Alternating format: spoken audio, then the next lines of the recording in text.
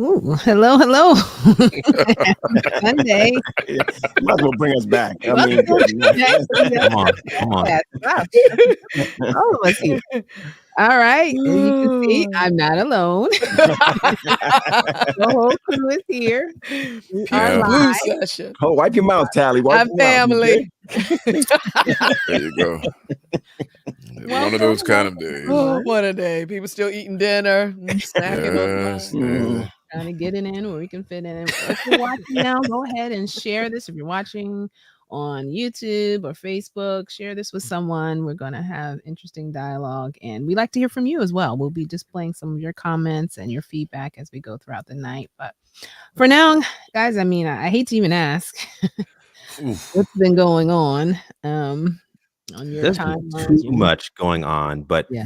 you know, on a lighter note, before we go heavy, I just want to give a shout out to my team, the Miami Heat. Although we did not advance past the Eastern Conference Finals, I'm proud of them for fighting till the Losing. end. Yeah. Yeah.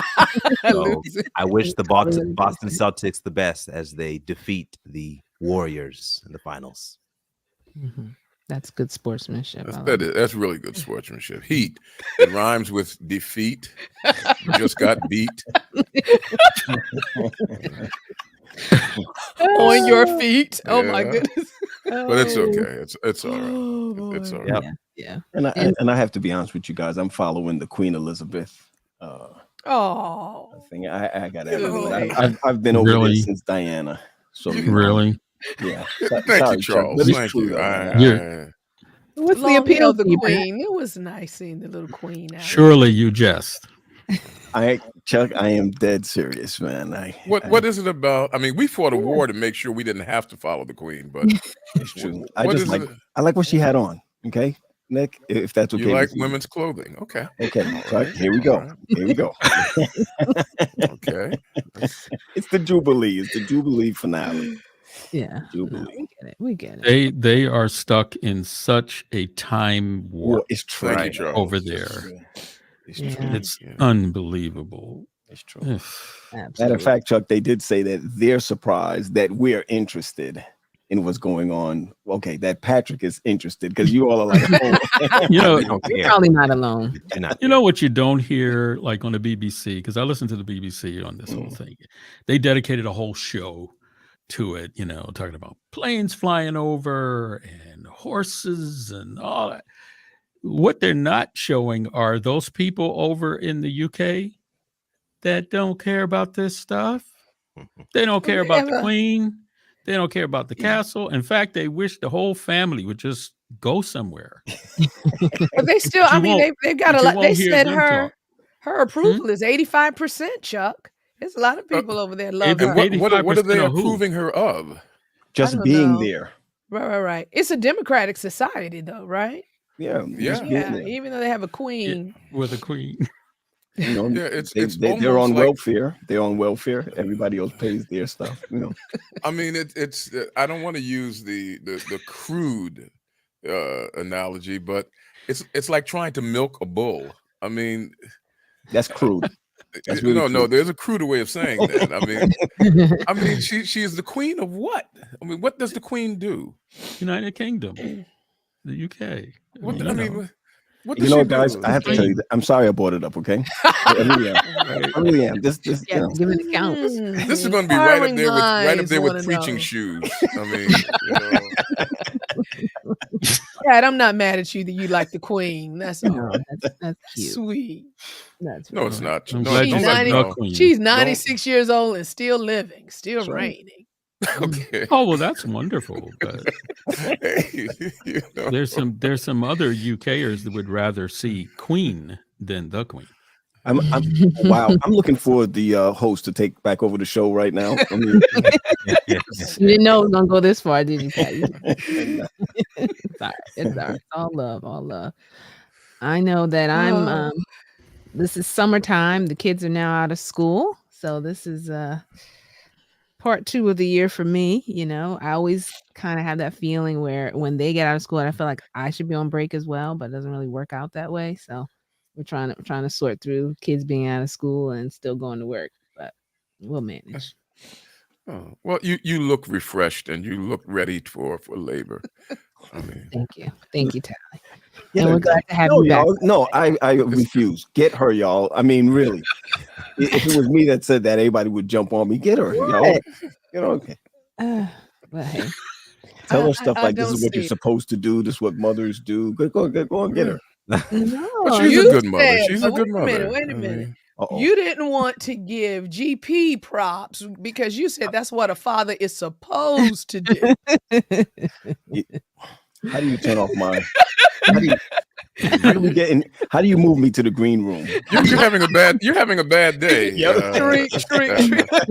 I mean, it's just a bad day for you. no, it's okay. It's all right. Oh boy, Well, y'all got me laughing. I know we have a lot to discuss tonight, unfortunately. Oh, sadly, yeah. Yeah, we thought we were coming to discuss, one tragedy, and by the time we got to today, several other tragedies had taken place. And so we just want to dive right in because there's a lot to discuss, a lot to unpack, and we want to have time to hear from you all, our viewers, as well. So we're going to turn it over to our host for the evening, Tally.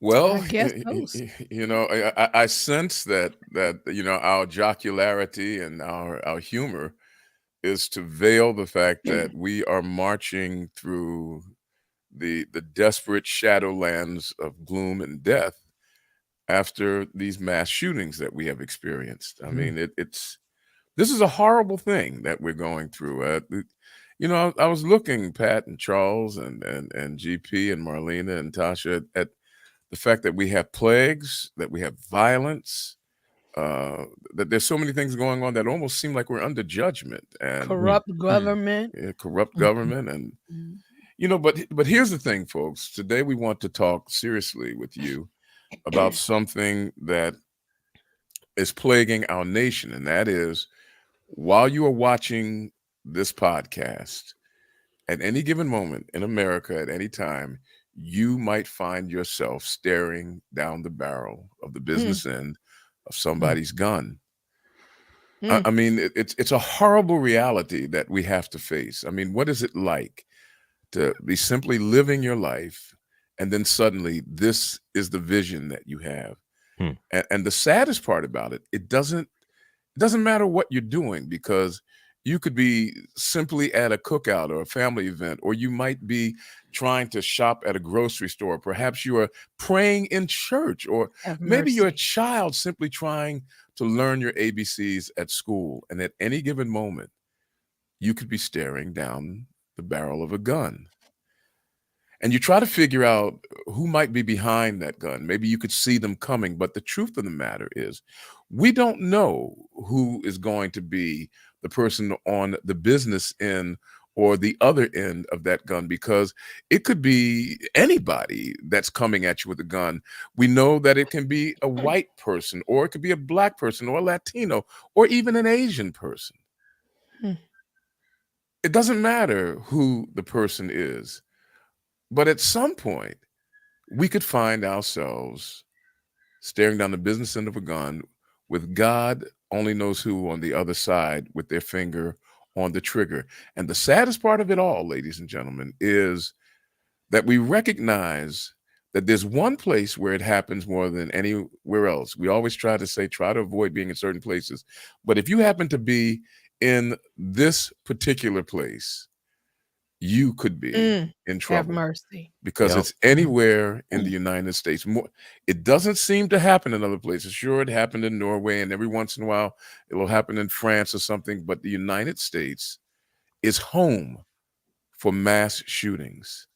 I mean, absolute home for mass shootings.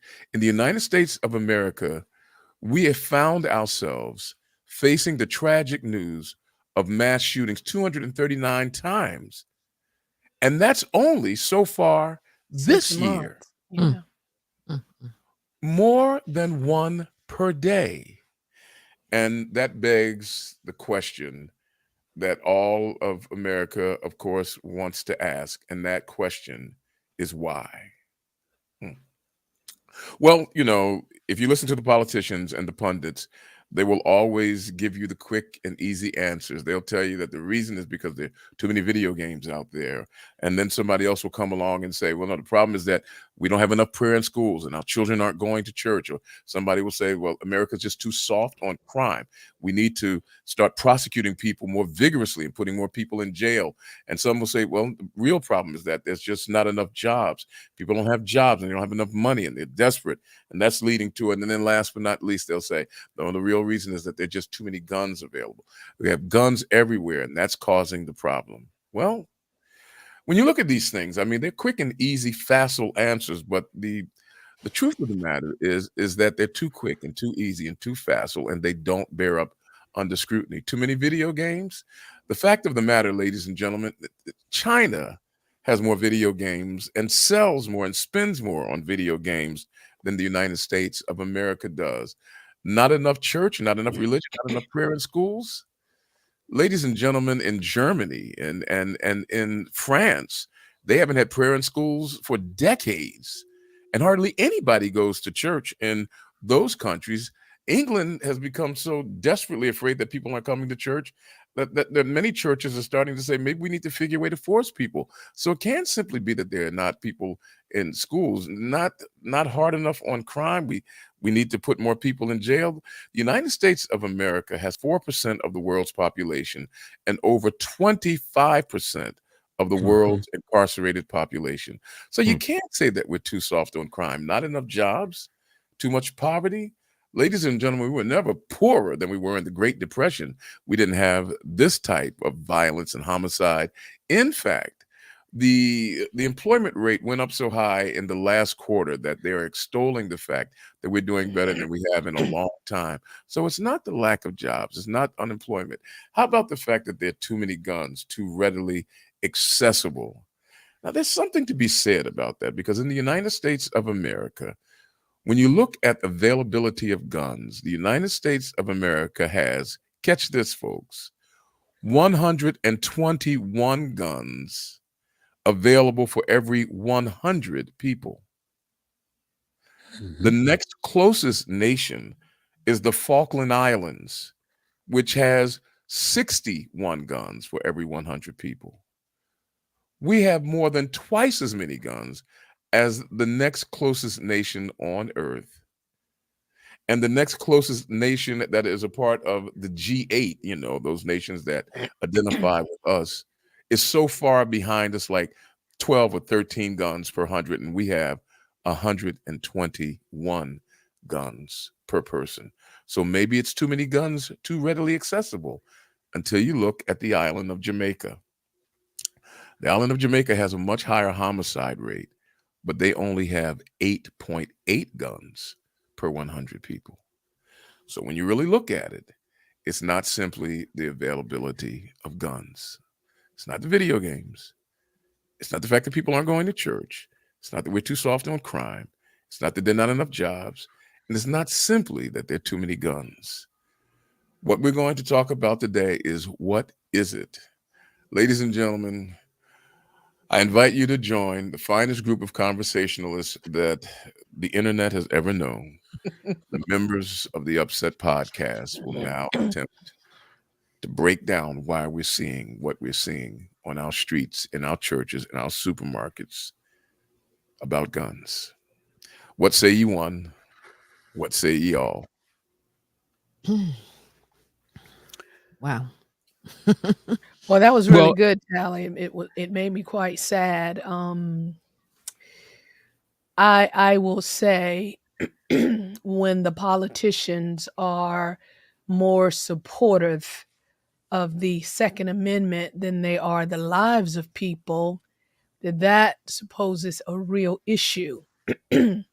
Because we do have a lot of access to guns, and they also contribute, some people are now saying, to mental illness, right?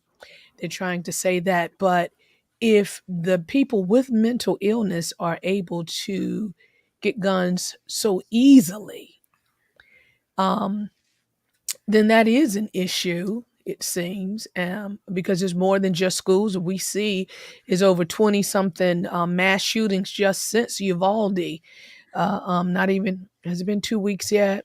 I don't know. It's kind of close, but when you don't have enough people who see the importance of changing some laws. I was looking at Canada. I don't know if many of you guys saw that. And the Canadian president, he's like, we're starting to have some shooting. Let's ban. He said no more purchasings of guns for a while, right? And they had nowhere near what we have in mass shootings. But and statistics also showed that when they did the assault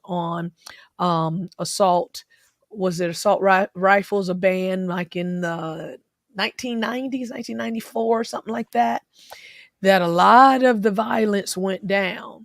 So, I mean, I think that we don't have enough people to support making any kind of change that would lead towards our safety. It's more their desire for power, the love for guns. You hear people say God, guns, and country, right?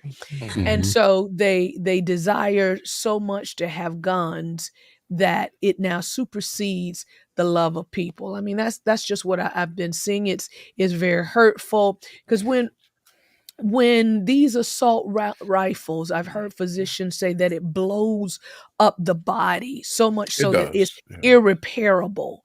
It's not like the regular handguns, these assault rifles. And so they can't even heal the people. By the time emergency services get there, they're already dead.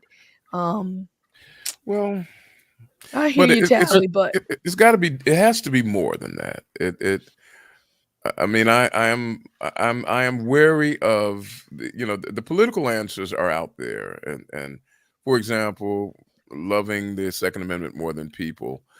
I mean, what happens when you make that argument? Then people feel like they have to defend the fact that they love people, and then the issue gets lost in the argument. I think it's deeper than that. Could it boil down? Oh yeah, it's much deeper. Could it boil down to greed and a lack of compromise? I mean, do we really need to have assault rifles? I mean, you can have weapons, but why can't we ban those? Like, they do so much more damage, so much more quickly than the average gun. Yeah. So why not make regulations to prevent these tragedies from happening? Well, we did do that. We had an assault weapon ban, and mass shootings did go down. But I'm sorry, Charles. No, I was going to say, I really think we need to deep dive into the reality of our culture. United States America was founded on gunfire. And our culture, which is very complex, plays a role in, for instance, when I grew up, I was watching black and white TV. Yes, they had black and white TV back in those days, all you young people. And that's all we watched were cowboy and Indian shows. Wow, Indians were the bad guys, Wyatt Earp, have gun, will travel, gun smoke. And from there on up, and I'm just using myself as an example, we have a culture of gun fetish. And when you link that with profiteering, politics, and the core of it all, evil, we have a very, very complex situation to deal with. We talk about mental illness. I don't think there is enough discussion about why, for instance, these white supremacists are ones that are come to surface and do these things. There are some cultural factors that is affecting their mentality. They didn't come out of the womb, shooting. They didn't come out of the womb hating black people. They didn't come out of the womb becoming, as a Nazi. They became these things because of the cultural trends and the cultural realities in America. And I think we need to deep dive into it, because this is a photo op for a lot of politicians. I am tired of seeing governors and mayors and even our own president saying, for God's sake, what are we doing? You're the president. Do something. Do something. We know Mhm. about the frustration. We know about the violence and about the horror that it covers. Do something. Now, I think as the average citizen, we need to understand our history. Yeah. We need to understand our culture. Most of the movies on Prime Video and Netflix, the thumbnails have guns. And I'm not going to point to video games because I think that's unfair, because it's not just video games that can affect people, but you're talking about movies. Okay. I mean, one of the biggest movies that came out, in fact, the box office record was achieved by a movie called Top Gun. Mhm. It's embedded, it's baked into America. And in order for us to fully understand why all this is happening, we need to look at who we are as a country and how we have been, as a culture, been part of this gun fetish.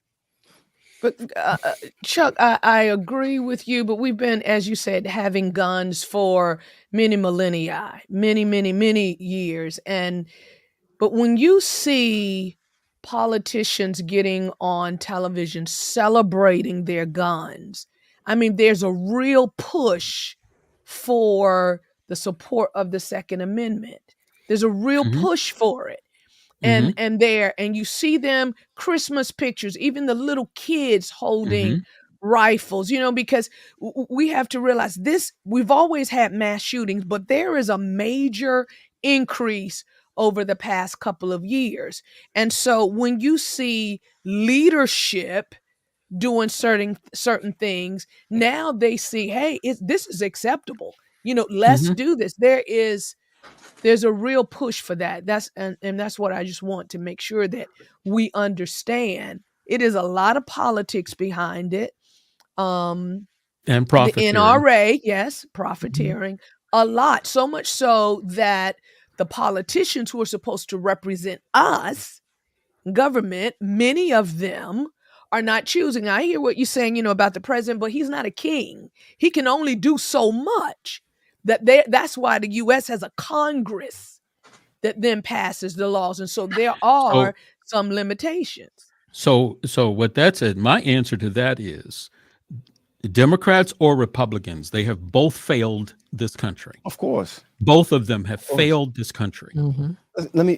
And even our state governments have failed this country. And we should not accept that. Absolutely. All two they're going to agree do with is splitchify, put in worthless, legislation. They are in the pockets of the gun lobby. They are there. You look how many politicians that the NRA gives money to. Yep. These folk are gonna. They're not gonna bite the hand that feeds them. I mean, let's be real. Not enough Americans and not enough children have died That's what it to is. make it important for them to say enough is enough. Mercy. For them to say, I don't want your NRA money anymore. We've got to stop this. Here's the thing. And I think it's insult. It's for me as an American to say that we have quote unquote representatives in Washington because they don't represent. This is very interesting to me. Yeah. Well, here's the thing. I'm hiring some 20 kids for over the past 10 years to work with children. And the situation that happened in Penn State, if you all could remember, they came up with laws that I can't even hire someone to work with children unless they've gone through background checks. Oh, you mean All with these the coach? You Yeah, mean? with the coach, right? I mean, Yeah. that was I appalling. knew that coach. Yeah. Wow, really? Yeah. It was enough. Pennsylvania, I'm going to speak for Pennsylvania, had it. They had it up to here with it that you need FBI, you need all these type of Background checks. background checks in order to just work with them. That means to be in the children's presence. And by the way, we ought to be careful because that's the same thing with Sabbath school and Pathfinders and all that. Also based on it, how we are now. I'm thinking back to when I was growing up in the early, that there were cigarettes. I remember cigarette commercials. Anybody remember cigarette commercials? Yeah. Oh, I absolutely. remember Big cigarette commercials. Camels, right? The Yeah. cool Winston cigarettes. tastes good like a cigarette should. Right. You come a Thanks. long way, baby. Baby. with, Yeah. Mhm. If you've come a long way, why are Winston's. we still calling you baby? But you're right though. Another show. But look how quick we took it off the commercials. We don't. There are no longer commercials on smoking anymore. You know what bothers me about this whole thing, and what really hurts me, that a lot of these shootings are done by young people. That's right. And to me, there's a difference between a privilege and a difference between a right. For example, when my children got their license to drive, I sat them down to let them understand that this is not a right for you to drive. It's a privilege for you to drive. And I think, like you're saying, Chuck, we need to flip the whole thing over, where it is a privilege to own a handgun or to own a handgun, than it to be a right to own one. And I think if we flip it that way, and where it becomes a privilege, then there's so much. Listen, you cannot drive a vehicle unless you have done a certain amount of hours of either practice or something. When it comes to guns, it has gotten so far out of hand that honestly, I think there are more guns than toothbrushes. And so now we're down to the point where Could be. when you did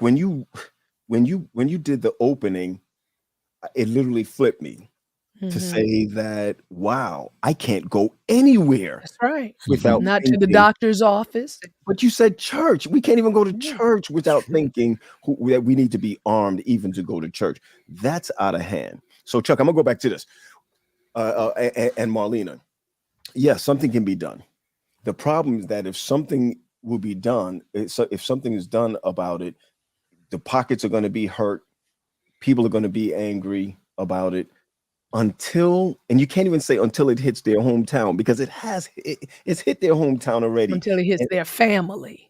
Even that, well, you're right, Marlena. Maybe One their more thing, family. and I'll get back to it. It's the same thing with vaping and drugs. All of that was that was in that neighborhood, or crack, it was in that neighborhood.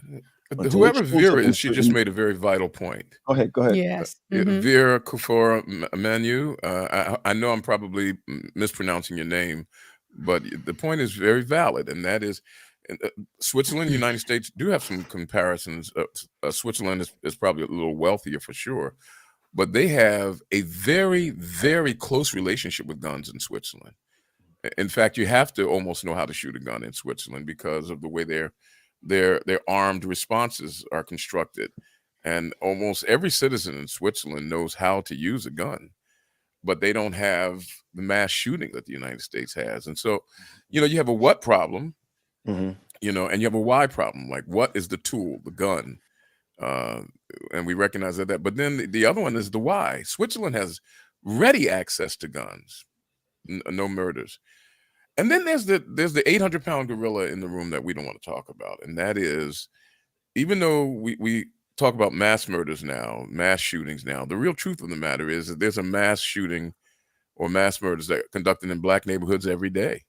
They just happen one at a time, but when it comes down to it, the greatest danger of that we would face of somebody with a gun is a young Black man pointing it in our direction for whatever the reason might be. In the city of Philadelphia, as we all know, last night on the most popular street in the city of Philadelphia, South Street, several people broke out guns and fired indiscriminately into a crowd, shooting 11, killing 3.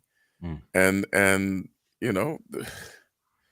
so the 800-pound gorilla in the room is that Black people tend to be more prone to be involved in this gun violence issue. Why is that? Thank you, Well, ladies and gentlemen. We'll be back next week. It's a declining culture. America is a declining culture. We have toxic ingredients in our society. So why are Black people more prone to that? Why are Black people more prone to that? There's got to be a social economic / cultural reason for a mindset to use a gun for whatever reason. When you look at there are a lot of angry young white men out there for a lot of reasons. Some of them are unemployed. Some of them have been raised by racists. Some of them do not want to be. They've been indoctrinated to think that you're going to replace me. These are all cultural tie-ins. It's toxic, and I really think that we need to start having dialogue about why in the American culture, I can only speak for here, why in the American culture we generate so many folk who are deranged by societal pressures and societal signals. I think it's, we can talk about gun laws and we need to get them off the street and so forth and so on. Yes, all of that is true. But we need to deep dive into why our society is so toxic. And we need to ask ourselves the question, as believers, as Christ-centered people, how do we handle the cultural ramifications that relates to gun violence? Yeah. Chuck, I just, I'm just, what you're saying is true, but there is a immoral society throughout the whole world, and the gun shooting is not the same. It's not like the rest of the countries are more spiritual, and so what is our problem? See, that's the question I'm asking. We can say more accessible guns, okay, but it takes a certain kind of person to purchase a gun. And I'm not saying everybody that purchases a gun is some deranged, angry, white or black person that wants to take it out on someone or a crowd. There are very responsible individuals who purchase guns, and they have no intention on using them. Right. So my question is, how has our culture, let's just look at it, let's evaluate it. How has our culture declined to the extent that we're having these mass shootings? Look at the entertainment industry. How many movies are we producing in Hollywood that has guns as part of the script to settle issues? The scripts come right out of Hollywood. They're actually fewer now by percentage than in the old days. Remember, Charles, you remember you brought it up. I mean, Gunsmoke. From the Westerns, yeah. Yes. I mean, in the old days, everything had gun. Even the cartoons were gun laden in the old days. You remember Yosemite saying, "Ooh, I'm the most rootinest, tootinest, shootinest," Right. I mean, right. But now they're substituted with what is it, NCIS and other cop shows where there's gun violence. I guess my point is, there have been recently some social scientists to our culture. Why is it such a fetish in this country? Guns are a fetish in this country. Yep. Yes, I agree with that. I've been listening, and one of the things we've been studying this for a long time. I had the privilege of being on a committee in the city way back at the turn of the millennium. And this is something that has been on my heart and on my mind for a long time, and studying it for a while. There are actually answers to this, but people don't like them. I don't know why. And I would love to share with you some of the stuff that I've heard from some of the leading thinkers on this issue of violence, and especially as it concerns guns. If you would give me leave, Madam Moderator. Sure. I mean, I don't need to screen. I'm just gonna bark about it. When you think of a gun, if you ever want to know why something is happening or why something is being used, just ask yourself, what was it created for? A gun is a force multiplier, for want of a better term. In other words, you can go out if you want to, kill people and beat them in the head with a rock.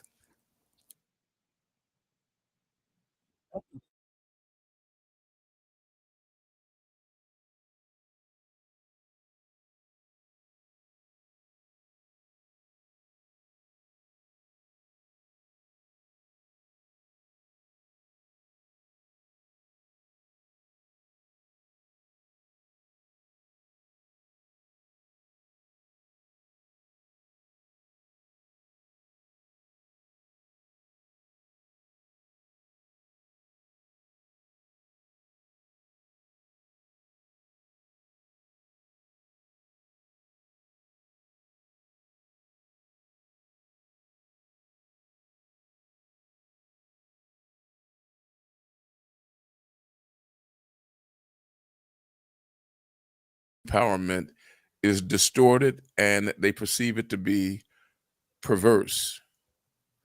Somebody just said that our streaming has frozen. So are we still getting out there? Let's keep rolling. Well, what Okay. I'm monitoring, I'm seeing it. It's still going. So if I perceive that I am disempowered, now people like Dr. James Gilligan, Dr. James Garibaldi, there's a guy out in Chicago who created a program called Cure Violence, Gary Slutnick. They've all said the same thing, that the more disenfranchised and unempowered a person feels, the more likely it is that they will try to get something in a distorted way to increase their power. And a gun does that. Exactly. Not only does a gun do it, but if you ever notice, the same group of people will soup up their cars, because a car provides access and the ability to be fluid. And so they want more of that. And so people who are distorted in their disempowerment, their disenfranchisement, they pick up a gun and suddenly they are empowered. And then what makes it worse is when you go down the South Street and you shoot up a crowd of people, you go home and you watch it on the news, Yes, and they that's keep right. repeating it. And the sense of distorted empowerment builds, so that people who feel less empowered than you say, I've got to go get me a force multiplier. Yep. It is all, now I know this is going to sound crazy and stupid, but bear with me. The issue of sin has always been about power. I'm standing in front of a tree. Somebody tells me, somebody's stopping you from having all the power you really need. And the way to prove that you got power that the person says that you can have is to do exactly what they told you not to do. Right. And so the issue of needing power in a perverse and distorted way leads people to, and now in the United States of America, where Black people have been disenfranchised, disallowed, disassociated, disenfranchised, is it any wonder that they are more likely than their counterparts to use a gun to magnify their sense of empowerment? The same things happens in the Middle East. The same thing happened in revolutions that took place in England and in Russia. And so what we're doing is seeing it on a microcosm in our nation. And the thing is, I talked with some of these social scientists back in 2020 when the coronavirus was starting, and they said, the fact that the government is telling people you have to stay home, that means that somebody else has power over you. The fact that there's a disease that won't let you do what you want to do, that something has power over you, is going to result in a maelstrom of violence that we have not seen in a while, they told me. Mercy. Because people are going to try to, and the less healthy the people are, the more they're going to react, doing distorted things that give them a sense of power. Right. I rest my case. Pat, I have Tally, I have a question though, because this is something that doesn't feel right inside of me. What stats did you find? I know we have a lot of Black on Black crime. And I agree with all that you said, the disenfranchisement and things like that, people not feeling worth, right? But because there's a lot of killing, what stats do you have that shows that Blacks are so much more to kill than other races? No, it's not that Blacks are so much more to kill. It's that people who are in certain positions of disenfranchisement and disempowerment are more likely to react by doing violent things than others. The stats are relatively clear. In the city of Philadelphia, if you are going to kill or be killed, it's 85% more likely that you're going to be a Black young male. It's right there. Right. But in other places, I don't know what the stats are in other places. For example, in other countries, like, they don't report about it nearly as much, but in other countries, remember Bosnia Herzegovina? Back when the Baltic states were going through their revolutions and there was ethnic cleansing and all that, they didn't talk about it a whole lot. But those individuals were shooting each other like it was every other day. Back in the 1700s, in Great Britain, they said that the most violent community ever in recorded history was the Great British community, with feudalism and where you had lords and then you had the poor. Whenever you have imbalances of power and resources, you have violence.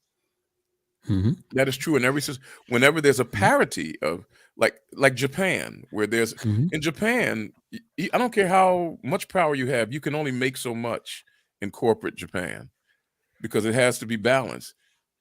Same thing in Sweden and other countries, and there's simply less of a response of violence. So what is it? Is the punishment harsh, more harsh, No, that will cause no. people to? Harsh punishment has been proven that the best predictor of violent behavior is harsh punishment.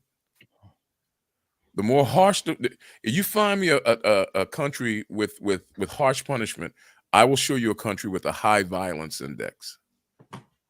That's been proven. Harsh punishment, I mean, the Bible even says that it works wrath.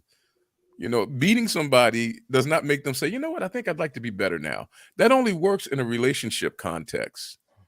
If your mother gives you a spanking, you might try to improve. But if some stranger that you don't know gives you a spanking, you're going to want to take his head off, because punishment only works in the context of relationship. And so what we have in our country is punishment decontextualized from relationship, disenfranchisement, a lack of empowerment. I mean, think about what's happened during this pandemic. The wealth gap has broadened exponentially. Wealthy people have gotten wealthier. Yep. Poor people have gotten poorer. Mm-hmm. And the result is what we are seeing now. People feeling unempowered, disenfranchised, under-resourced.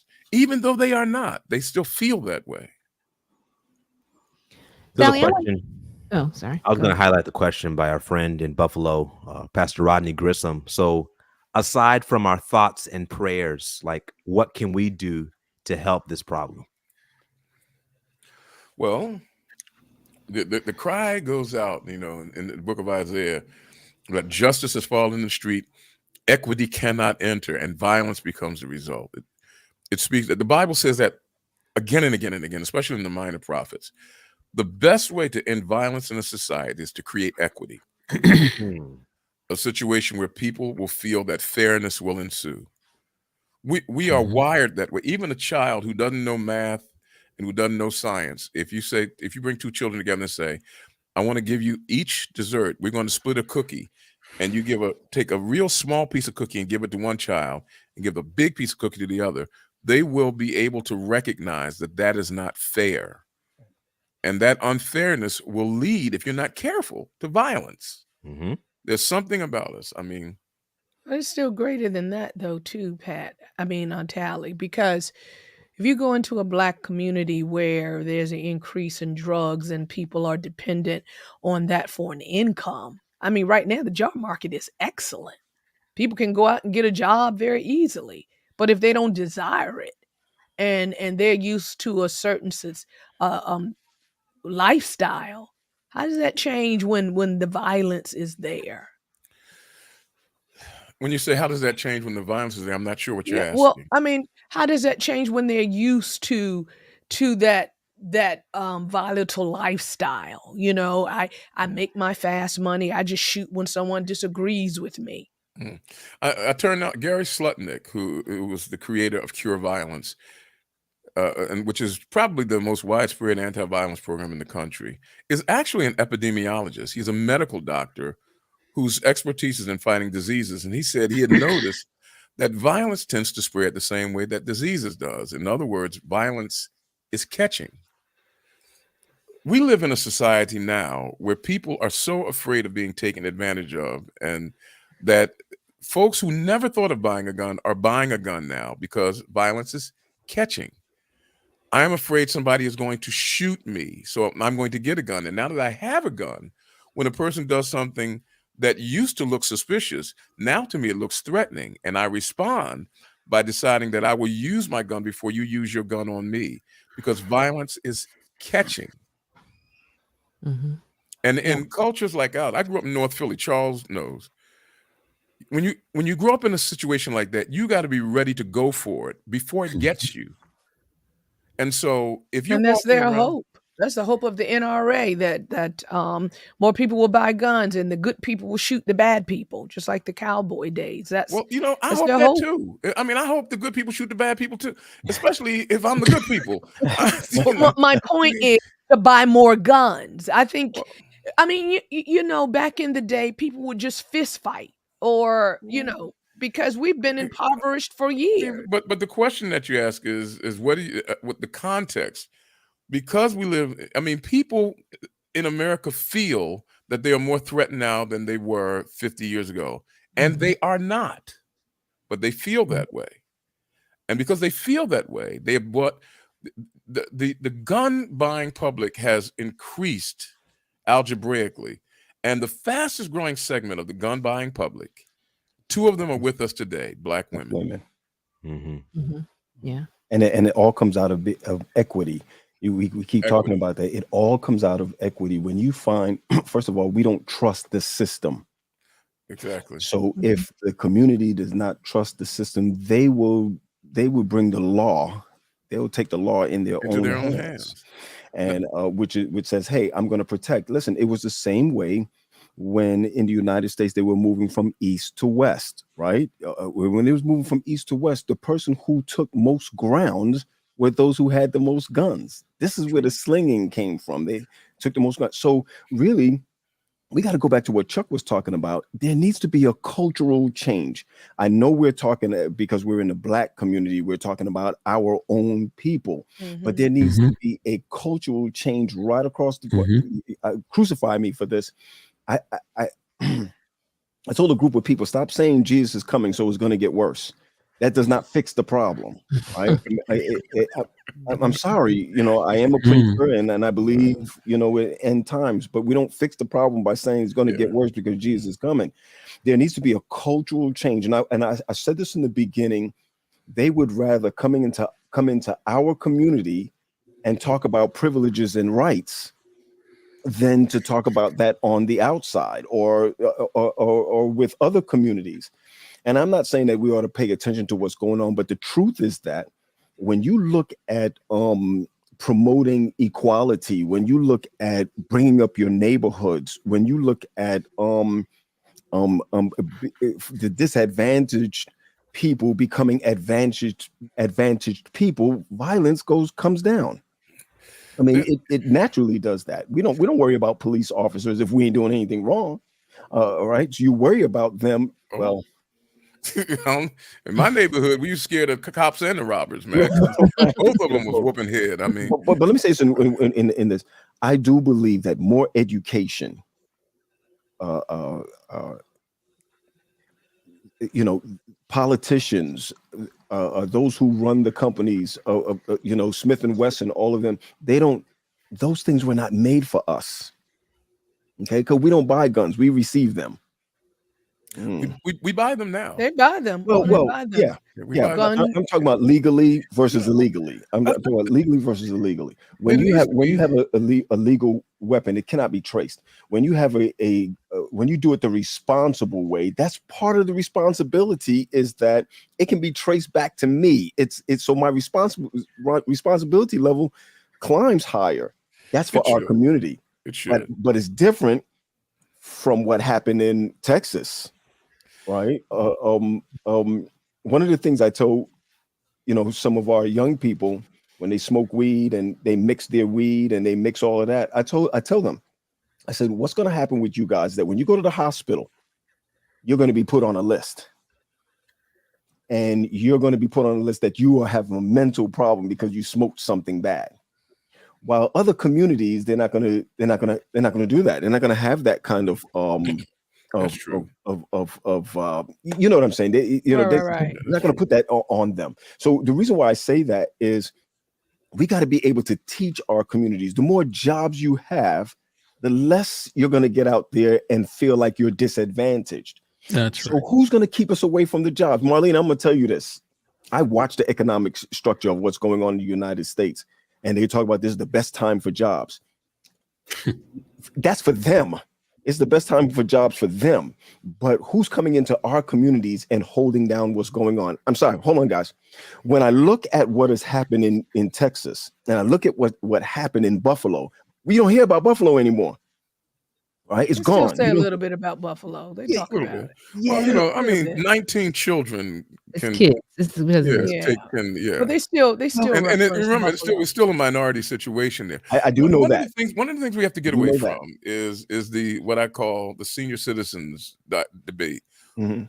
Whose pain is worse? You go Right. to a nursing home and you'll get, well, they took out my adenoids and made me feel that my knees were coming off, and everybody's complaining about how bad their pain is. But It's true. look, I mean, It's true. a white person who picks up a gun feels, and walk with me carefully, feels the same sense of disadvantage. It's distorted. It is not justifiable, Right, but right. that's what they feel. Right, right. And the way that you defeat these things is through dialogue and Yep. through education. Education. I mean, Right. the reason why so many white people are buying guns is because they feel like they're about to be disenfranchised and disempowered. That's it. And Guys, replace. when you have negativity everywhere, you're hearing, oh, they're going to replace you. Oh, and it's on certain news stations, and they listen to that and they hear it, and this hatred grows. And then Tally, I still say, when you have greater accessibility of guns, you're seeing people having That's true. possession of 20 and 30 guns, one That's true. person. And stats show if you own a gun, you're going to use it. And so if you're angry, That's not true. stats show that if you have a gun in your house, That it is is not true. You're more Marlene. likely If to you use it have if a you have a gun gun in in your your house, you are There's more no stat that likely to says- use it. I sure No, sleep better. I can that's say not. that now. That is Marlene. I have That is seen not it. a stat. Nick, I've I seen sleep it. better. I sleep better. Remember, no. They say If you're if you saying have a that a gun person with in a gun your is more home, likely to use one than one And without a someone who gun, doesn't have one. that's true. Yeah. That's like saying somebody who ain't got no car is more likely to walk than somebody who got one. I mean, but no, it's not that if you have a gun, you're more likely to use it. I mean, the availability of guns does create a situation where people can, a person who wants to commit suicide who has a gun is more likely. We're not even Nick. We're not even on that part yet. We haven't even talking gotten about there some- yet. We haven't I mean, when even you're gotten talking to the about gun suicide violence, part. I That mean- most of it is by gun. Is by Yeah, gun. is by gun. most death by gun is by suicide. Suicide. Yep. And then Because right this- after that, you got domestic violence. Then, That's I right. mean, and That's so right. I mean, See, but the because gun look- is the what? The why is what we've got to get to. Mm-hmm. yeah, But the Tally, gun- I wanted to go back to something you mentioned earlier, because I think that, I was looking at the stats of all the mass shootings that we've had. And I'm like, wow, mass shootings are trending. Like, when you hear trending, it's usually, Yeah. something you hope is going to come and go. And I'm asking myself, why is it trending? And I think, of course, a lot of the things you've mentioned already, but I think that there are some individuals. Actually, I saw a documentary, I think, of serial killers, and they were saying that they want to be known for something. That's right. And Even in so death. I feel like these mass shootings is like, okay, there was shock value, this grocery store. Oh my, okay, now let's go for the school. I mean, I feel like everybody's just trying to one up each other to get more publicity. And it's like, I ask myself, does the media help or hurt in these situations sometimes? Because as soon It as there's a hurts. shooting, the next thing people want to know is, who was it? Who was it? And then that person's name, so and so, the shooter for, and Article. a lot of them are seeking that. They're seeking, they don't care if it's a negative connotation. They want to be known. Even if they die, it's okay for them, because they want to be known that they were responsible for this evil. And I mean, it's kind of a sad thing, but what do we do to help squelch kind of this glamorization of being well known for being a mass shooter? I mean, because there is some recognition that comes with that. People all over the world hearing your name. How do we diminish that? I got in my car a little bit after 10 o'clock. We were going to an event, and it took about an hour or so to drive there, an hour or so to drive back. I heard about the mass shooting on South Street 20 times. Yeah. And the news exists. I mean, let's face it. When's the last time you heard a news report? Yesterday, Pat Graham put his $20 million gold ring in the safe, and he went back today and it was still there. That's not news. Hold on, let me check real quick. News is he put it in there and some bad man came and took it from him. Yep. And so news is to We create that's right. alarm in people. I go And with the Anthony. old saying is, if it I agree with bleeds, it that. leads. I go with Mhm. Anthony. And the I sad part agree with about that. this, Anthony, is that we have to have a couple more of these in order to show the next shooters that we're not going to publicize them. No pictures. Yeah. The first thing we do is we went to their Facebook page, we went to their Instagram Mhm. page, and we saw that if media says go on and shoot somebody, we're just going to bury you in the backyard. No name, no nothing. Yeah. That's I going to think hold they it. are working on that. Because Well, what's They the go- name they of are. the guy from Uvalde? They said we're not going to, publish his name. Tally had his name up there. I think mainstream media is just That's so one cold. big Yeah. So cold. failure to the American people. Mainstream media, as far as I'm On Broad concerned, Street, the news shows, the morning shows, it's all about This Ken is and, ratings. Ken and, It's Ken and ratings, Chuck. Barbie sitting there Yeah. and reading the news off of teleprompters. It's ratings, Chuck. That's and what it's all right, about. and their producers telling them, filtering what they need to say so they could sell more product. Sure. So mainstream media cannot be relied on. You talk about misinformation and disinformation. They create the atmosphere of disinformation by the thwarted news reports that they put out. The only reports you can pretty much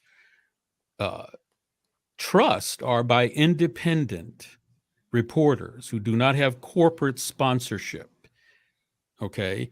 Mainstream media is just nothing anymore for me. I used to be NPR. I used to be a avid NPR. I would listen to NPR all day, but now very little, because now they are sponsored. Mm-hmm. They are sponsored. Now they say it's not a commercial, but it is in fact a commercial. Mhm. So there's filtering going on.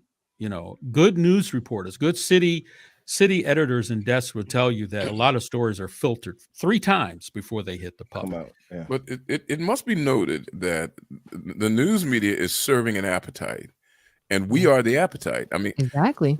we are our hunger for information, not wisdom, but our hunger for information has expanded far beyond our ability to process the information we get.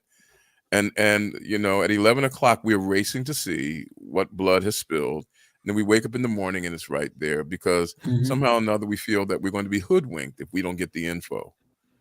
And so a part of it is us. A large part of it is us. Yeah, man. We keep watching. Yeah, well, that's why. Right. Yeah, well, that's why they call them news shows, because it's infotainment. It's entertainment. Yep. But if you don't know, you better know. I mean, we can't walk around blindly either. So it's. But there are the way more things are sources. happening. There are more sources for the truth other than ABC, CBS, and NBC. Where do you go, Chuck? There's Where do you AEC. go? There's AEC today. You know what? AEC today.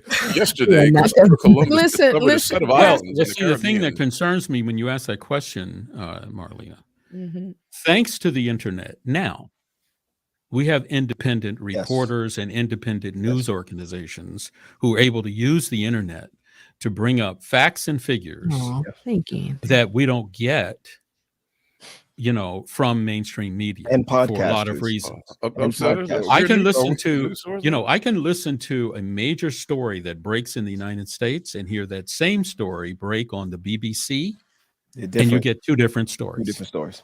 Sure. Because the BBC feels the right to report things that we filter for Mhm. entertainment value, for ratings value, and all of that. We manufacture consent in this country. We manufacture it. We listen to Wolf Blitzer, and now we have an opinion Right. because we've listened to Wolf Blitzer, not because we've done research.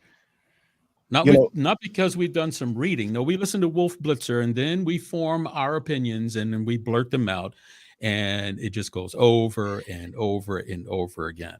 Chuck, I think that I know somebody. Let me say this real Go quick. ahead. It's just very challenging now, because even some of the news that you find on the internet is incorrect. We live in a society where there's so much lying, you don't know what to believe. That's why you have to cross-reference. You have to cross-reference story. When I hear story on even in independent news agencies, I cross-reference. And we've stopped reading. We don't read anymore. We just listen, form an opinion. We don't read. We don't do research. And that's because, America is fast food nation. We're fast food for everything. Fast news, action news, fast food. We don't want to take the time to dig deep into why. That's why I brought up in the beginning of this discussion the things that aren't really discussed by the common people, and that is we have cultural decline. Yeah. There's a reason for that. Just like you said, Pat, we need to educate ourselves. We need to know how to discover the truth, the whole truth, and nothing but the truth. And I do believe that, yes, and I do believe the church can play a major role in bringing the truth to the forefront. Chuck, let me just say this. Anytime there's going to be a cultural change in any country, it's always from high schoolers to college students. High schoolers and college students will be the first wave. I want to share with you guys that it has affected me and I didn't even notice. I went to church yesterday, and before I got up on the pulpit, I checked the exit doors, how close the exit doors from the pulpit where I was. I went for a walk today. It must be 80 something degrees outside or whatever. And I see a guy in a bubble goose. And I'm saying, what is he doing in a bubble goose in 80 something degrees? Immediately I said to myself, he's carrying, or there's something that he's carrying, etc. You see how or he could be armed. Yeah. That he could be. Well, Chuck, it used to be he could be armed. Now he's armed. You understand what I'm saying? My mindset has totally different. Even when driving down the street, you let people have their way to go ahead and cut you off in the lane because you just don't want to die today. You know what I mean? Right. We have gone to that level. I know this has gone spiritual, but when you get up in the morning, you say, God, bring me back home, or absolutely. Now your prayers are now every day. Different, right? Pray that it's in a our totally different thing that your children come back. That so my thing is that yes, the world is changing. I think yes, it's education, but I also think it can change. Marlena, we'll be here all day talking about politics. We'll be here all day talking about politicians and what is it that they need and they want. It starts at home. Absolutely. I even say to myself now, owning a firearm, why? Nick, you asked the questions. Why do we own it? What's the difference between that and a baseball bat? You understand what I'm saying? Yeah. Like, no, you're right. It's it's something that's quicker and somebody breaking your house, you don't want to look like you're ready to play baseball. Yeah. Right. But here's the next thing, Nick. What about my anger? Come on, it's the responsibility. What about my anger? What if something's happening outside of my house and I feel like I'll be responsible if I went on and handled something outside of my house? That's what I'm talking about with education. There's a lot of stuff that's going on that is illegal if you do. And when I say outside of my house, I'm talking about if someone's wrecking my car outside, I have no right to shoot them. Oh boy, it's gotten quiet. Well, no, I mean, but no, because we realize that if they break into your home, that's a different story. Exactly. Anyway, my whole point to this is education, is to be able to say, hey. And with that, Pat, and this goes back to mainstream media, goes back to what we're teaching our children in our homes, what we're teaching our children in our schools all the way up through college. We should be teaching them how to think, not what to think. That's true. And there's too much of our systems that tell our young people what to think and not how to think. If you know how to think, you should come to the right conclusions, or not, but at least you got there and you're not reciting what someone else tells you. Right, but what you have thought. Yep. But is there a reason why the United States has become the leading nation in the world for homicides? Is there a reason?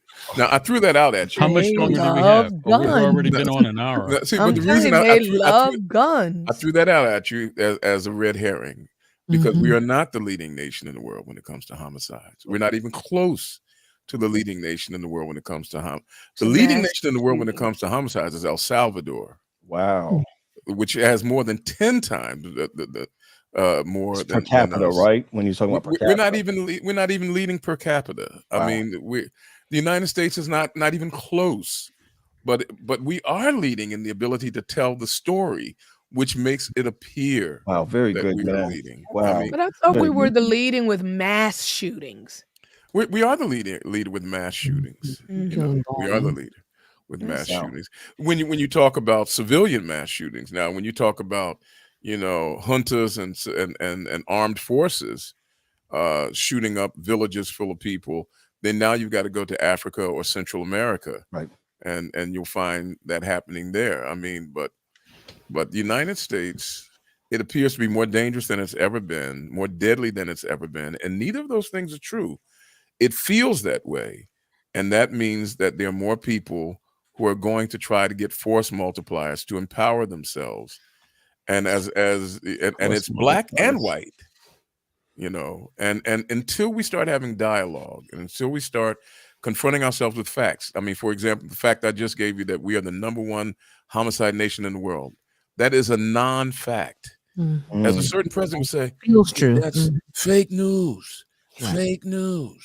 And so we've got to start telling ourselves the truth and dealing with things from a perspective of reality, and then we can begin to change the tone and the tenor and the culture and alter the zeitgeist of this nation as we land this plane.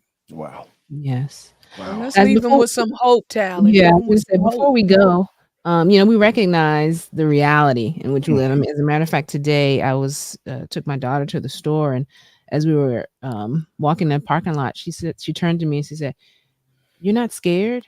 And I said, "Scared of what?" And Oh, I just told her wow. about what had happened in Wow. Philadelphia earlier. She said, "You're not scared to just kind of be out here? You're not scared that something's going to happen to us?" And I had to like take a breath because I recognize that this is the reality. Us just Yeah. walking into a store, Yeah. we're where we're supposed to be. All those things you try to warn your children, don't go there, don't hang out at night. You could be exactly where you're supposed to be, and someone can harm you. So, in that moment, I was like, I don't want my child to go through life being afraid. And so, I think the question I want to ask all of us as we're closing is, how do we balance as Christians this? I don't want to call it justified fear, but how do we balance the reality that we see happening every day with just going out into public spaces with recognizing the faith that we have in God and praying for protection, all of that? How do we reconcile those two? How do we balance them as we're living in this world that in many ways won't get better in terms of the evil that we'll see, but how do we still remain faithful and prayerful in the midst of all these things? Can we just share some of that as we close out? Having been entrusted with opening this discussion, I'll lend this as closing. And this is going to sound far-fetched. Maybe some people might think it's pie in the sky. But the tool that God gave us at the very beginning to help us to deal with that is Sabbath. Sabbath says, I willingly surrender control and the need to be empowered to produce whatever it is I think I have to have. And when you practice that, that's what Sabbath is about, practicing that.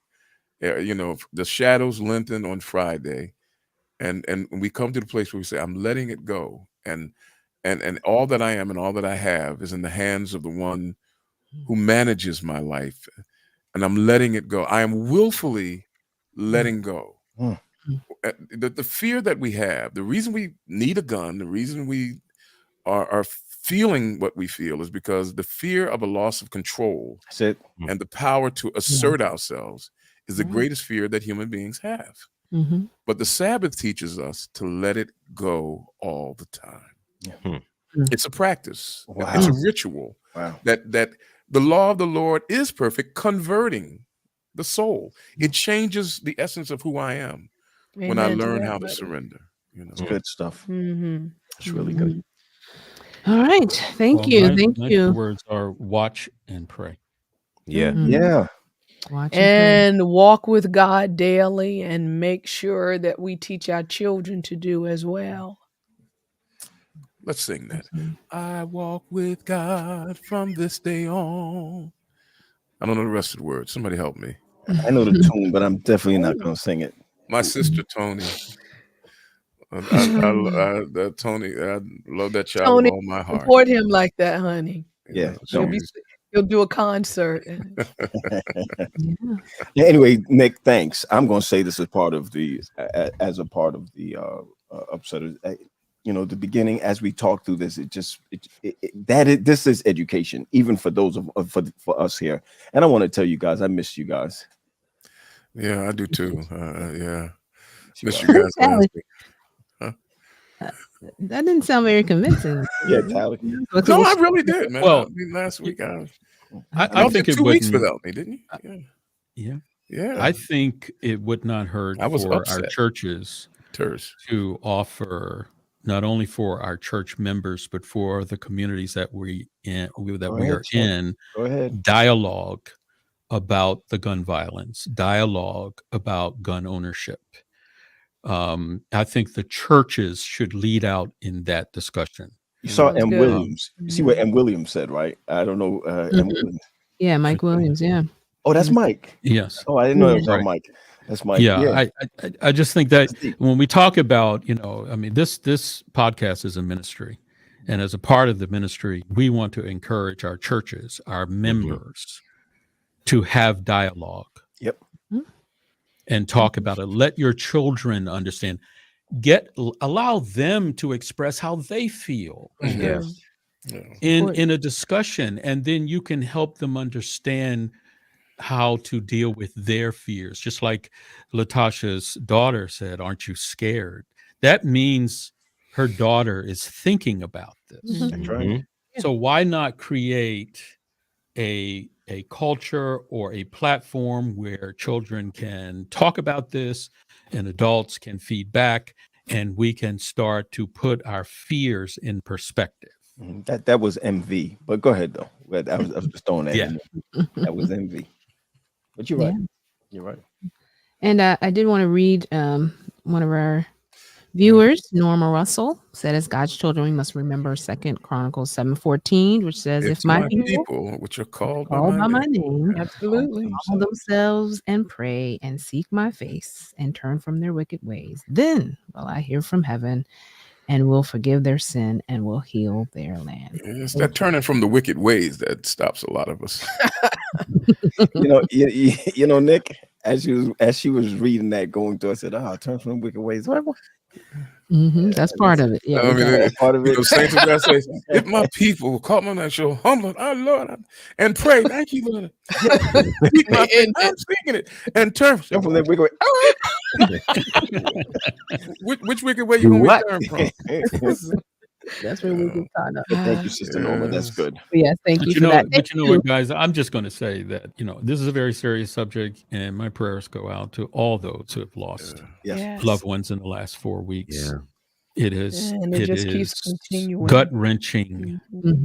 You try and put yourself in the place of these loved ones, and it's almost unbearable. So we all need to continue to reach out in prayer for those families. And if you're in any of those neighborhoods, hopefully your church or yourself can reach out to support families of gun violence. Absolutely.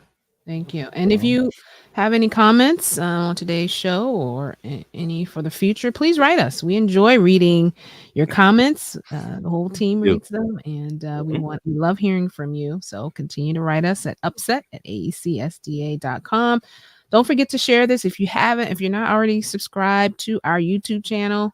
Make sure you do that so that you can always be notified when we have our broadcast. And also make sure you're liking and following us on Facebook as well, and on all the podcast platforms. We appreciate you. We're glad that you are here with us this evening. And thank you, Anthony. We always appreciate your comments as well. But yes, we look forward to joining you again. But until next time, God bless you all, and please be safe. Take care. Bye, family. Bye-bye. Be safe. Peace out.